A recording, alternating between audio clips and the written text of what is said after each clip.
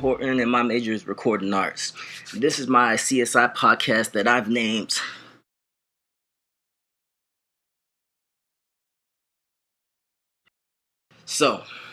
digital recording, or in layman terms, using a computer to record audio, has completely changed the music industry. Now, of course, you're going to ask, is this change good or bad?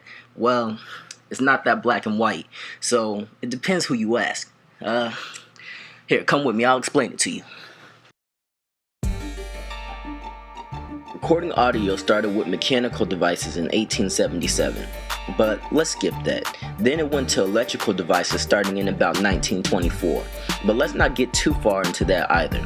Magnetic recordings began to become popular in 1945, and that means of recording is still used in some studios today.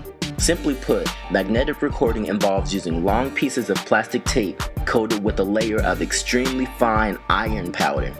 Studios would digitally record using different types of computer hardware that communicated with other computer devices that would record audio onto 2-inch wide versions of this tape.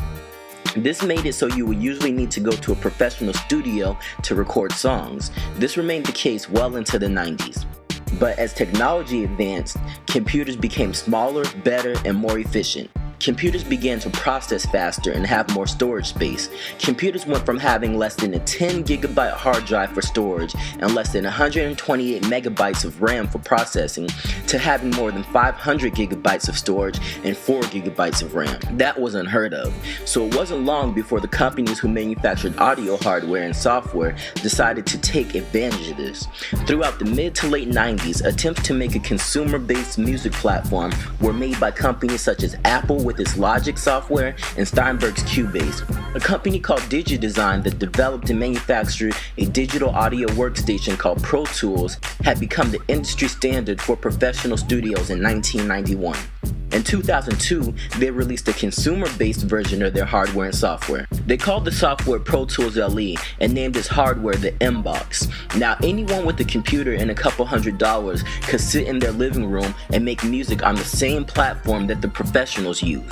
So, what does this all mean? This means a couple of things. This means that there is extreme competition in the music industry, both underground and mainstream.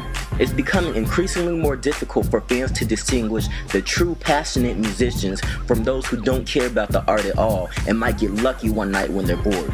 The enthusiast who says they'll continue to make passionate, heartfelt music, whether they're rich or poor, until the day they die, has the opportunity to make professional sounding recordings on his MacBook Pro. But the gimmicks and schemes to make a quick buck producing auditory garbage run rampant. But because of the ability to record music at home, record companies are losing control of the industry and the musicians and fans are starting to slowly gain it back.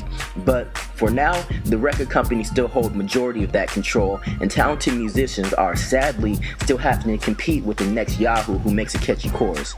Musicians are dealing with the pressure of selling out to catch eyes with a dumbed down hit record, or to continue making music from the heart, hoping fans will support. But at least everyone gets a chance to record, right?